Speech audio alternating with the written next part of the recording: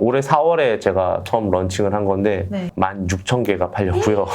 이런 거는요? 밤이 길어지면 길어질수록 많이 팔립니다.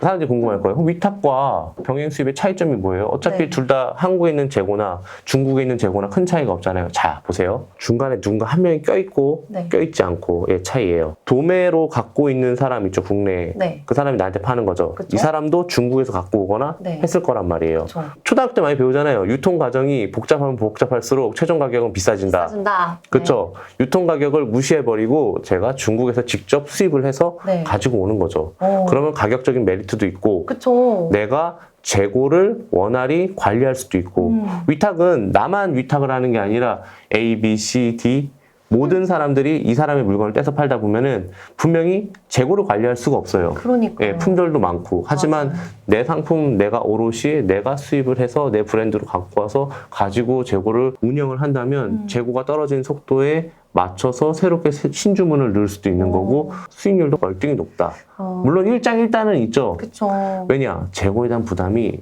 웬만한 사람은 극복하기 힘든 문제일 수 있어요. 처음에 브랜드를 내려고 하면 중국에 수량을 몇 개쯤 해야 되나? 1,000개? 1,000개라고 하면은 다들 겁부터 먹어요. 1,000개를 해야 하는 이유에 대해서 명확히 설명할 수 있어요. 당신이 가지고 가면 다 팔 수 있습니다라를 자신감을 저는 심어줄 수 있다고 봐요. 교육을 받아야죠. 어느 정도는 공부를 해야죠. 이거는 올해 4월에 제가 처음 런칭을 한 건데 네. 16,000개가 팔렸고요.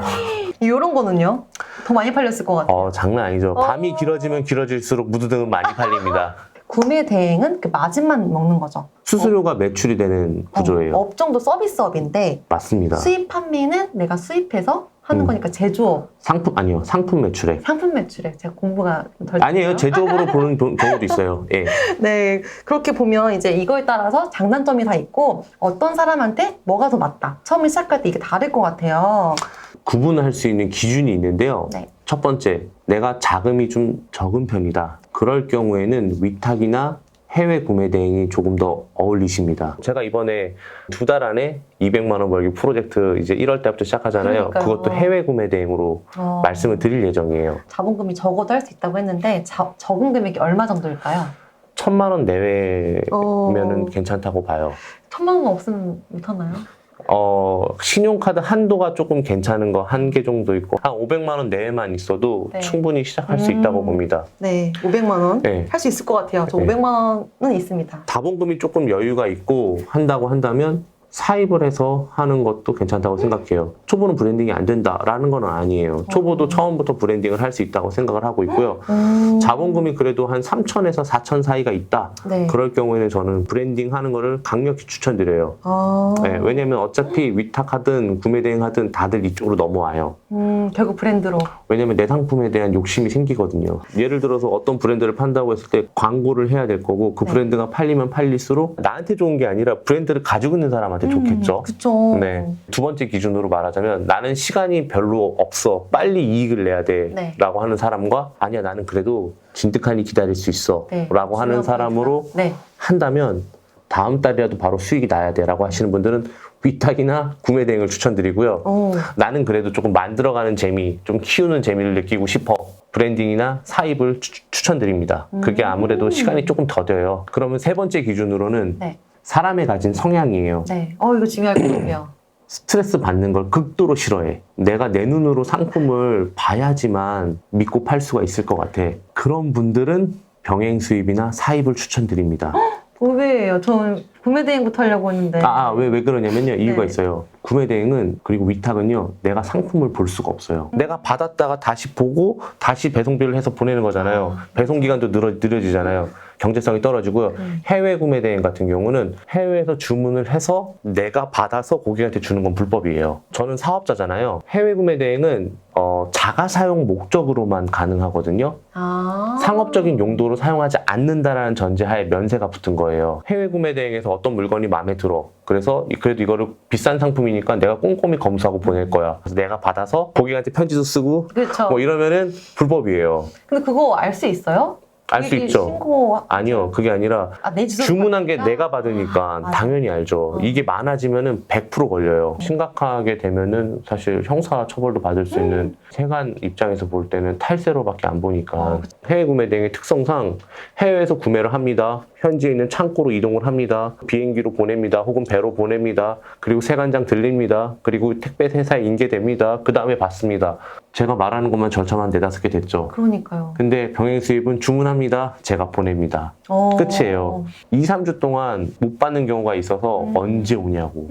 그러니까. 그리고 제가 컨트롤할 수 없는 상황이 되게 많아요. 세관에서 오랫동안 상품이 밀려 있어서 통관이 진행이 안 되면 빼달라고 하고 싶어도 뺄 수가 없어요. 구매 대행은 이런 스트레스가, CS 스트레스가 많을 것 같아요. 엄청 많아요. 그래서 제가 사람들한테 하는 얘기가 있어요. 해외 구매 대행은 노동 집약적 비즈니스다. 그럼에도 불구하고 200만 원까지는 만들 수 있다고 얘기한 게 저 정도까지는 그래도 부담 없이 할 수 있는 스트레스, 적당한 스트레스로 할 수 있는 정도라고 생각을 하고 있고요. 네. 스트레스를 감수할 수 있다. 나는 돈이 더 목적이다. 다 필요 없어. 돈 버는데 당연히 힘든 거지 라고 받아들일 수 있는 사람은 해외 구매 대행을 선택하는 게 좋고요. 그러니까 해외 구매 대행 하잖아요. 그럼 평생 먹으려고 그때 다 먹어요. 근데 또 가족의 안부까지도 물어봐요. 아 진짜 찾아오겠다고 현피 뜨자고 하는 사람도 있어요. 너무 무서워요. 무섭죠. 그래서 해외 구매 대행으로 CS 제대로 당한 사람은 사업자 주소지를 집에서 오피스 그럴 것 있잖아요. 같아요. 무서워요. 그걸로 바꾸시는 분들도 있어요. 그런데 내가 조금 손해를 보면은 그런 일은 거의 없어요. 그냥 환불해 드리겠습니다. 이렇게 하면 돼요. 환불하고 또 그걸 다시 못 보내요, 중국은요. 진짜요? 그럼 네. 제가 다 손해를 감수해야 되나요? 중국은 다시 보내는 게 힘들어요. 비싼 거면 어떻게 해요? 20-30만 원짜리? 그거 뭐 내가 써야죠.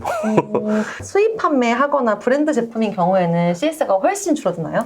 거의 없죠. 제가 3개월 만에 1억 만들기 프로젝트를 한 게 있어요. 그게 6개월째 됐을 때 네. 한 달 매출액이 3억 정도로 제가 한번 키워봤거든요. CS 직원이 일을 할 게 별로 없어요. 제가 판매하는 거는 객단가가 그렇게 높지가 않아요. 반품하면은 저희가 받아서 보고 반품 사유면은 해주면 되는 거고, 중국 업자한테 얘기하면은 다음에 너희가 추가 주문할 때 1000개 주문하면은 그거만큼 더 해서 뭐 1030개 주고 1050개 줄게 이렇게 해버리면 되니까요.